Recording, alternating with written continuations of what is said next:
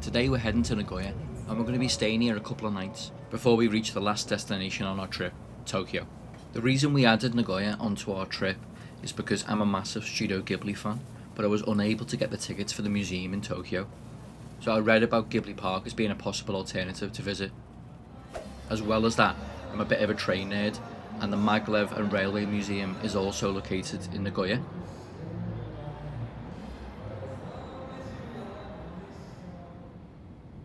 Now, because we're using Nagoya as a bit of a base, we've decided to stay at the JR Gate Tower Hotel, which is literally right next to the station. And it might be the safest hotel in Nagoya, because you've got Robocop doing 24-hour patrols.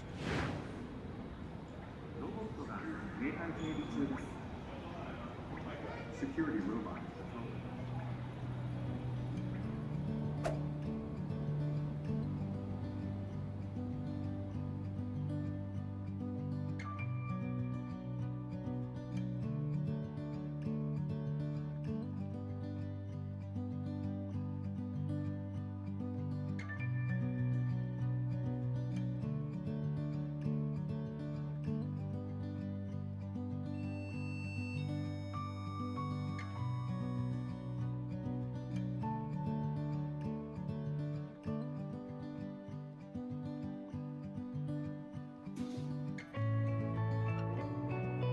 If you do book here, I'd recommend asking for a high room facing the railway tracks. So we've been to the onsen, we've got our Pokemon themed donuts from Mr. Dono, and we're ready to enjoy the view.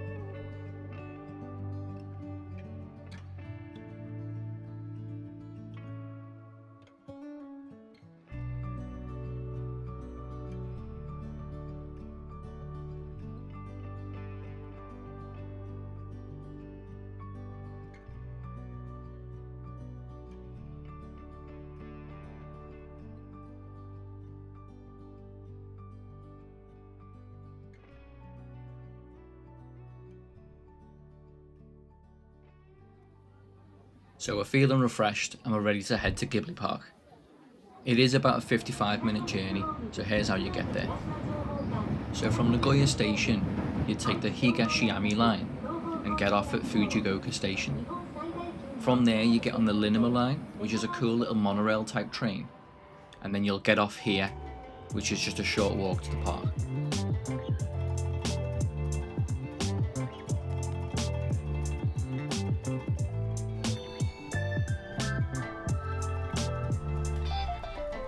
To book your tickets, you can go to this site and I'll put the link in the description. It gives you the option to book through Klook or through Lawson's. There's two types of tickets. There's the standard ticket, which gives you access to all of the outdoor areas, and there's a premium ticket, which also allows you to go into some of the buildings. When I checked recently, only Lawson's gave you the option to book a premium ticket, so just keep that in mind.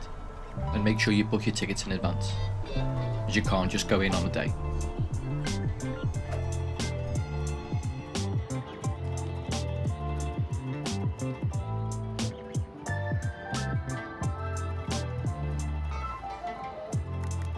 The park is made up of 5 areas, each inspired by Studio Ghibli films.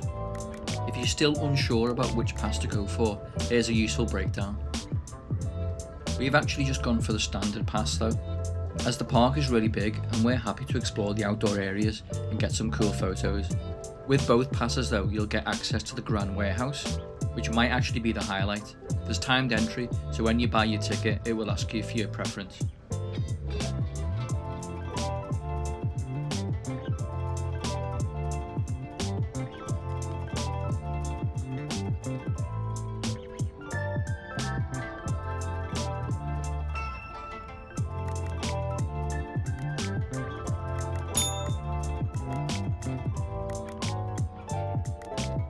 The park is well signposted. There's also a free bus that can take you to the different areas too. Our first spot is going to be Valley of the Witches.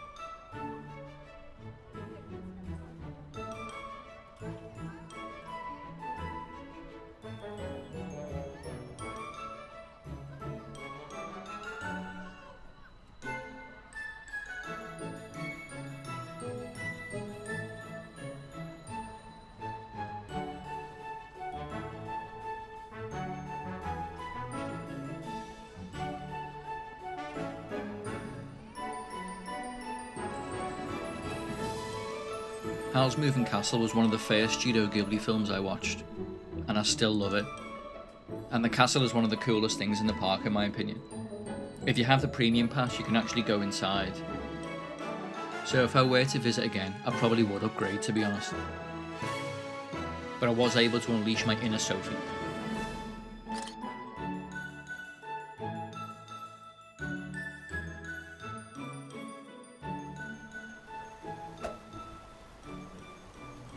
It's our time slot for the Grand Warehouse, so let's check it out. This area is completely indoors, and everything is themed around Studio Ghibli. There are characters from the films hiding everywhere. There are shops, a cafe, and you can have your photo taken in some of your favourite scenes from the films.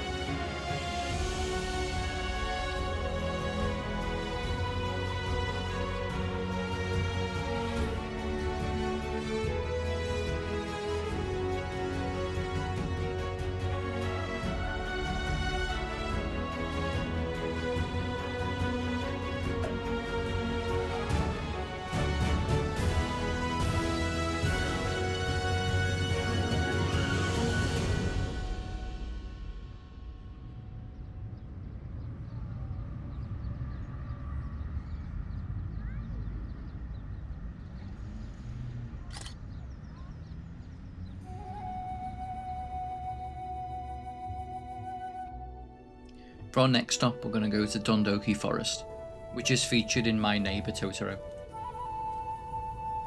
You need the premium pass to explore the full area, but we were still able to have a walk around the forest and go to the Totoro playground. It was a nice bit of relaxation after the busy Grand Warehouse.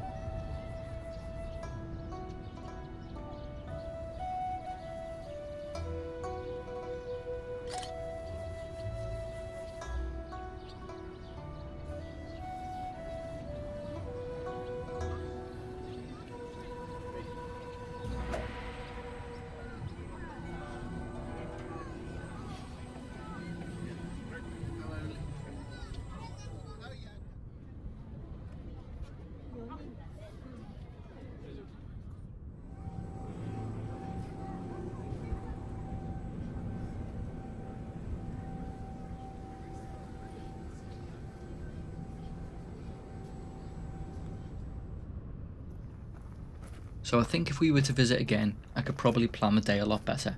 The areas are quite far away from each other, so what I'd probably recommend is when you pick the time slot for the Grand Warehouse, either pick the earliest one that you can make or the latest, and then it just frees up some time to explore the areas at your own pace. I'd probably also recommend using the free buses whenever you can too, and if you're lucky you might get to jump on the cat bus.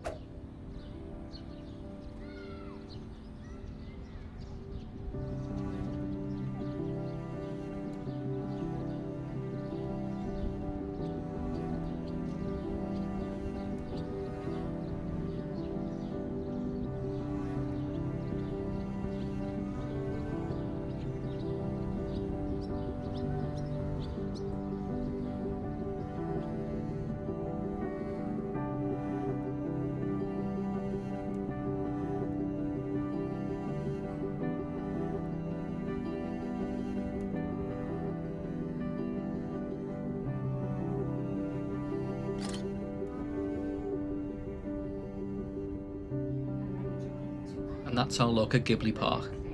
Overall, we have enjoyed our day, especially because the ticket was only about £17, but I probably would say the Ghibli Museum in Tokyo would be my priority next time.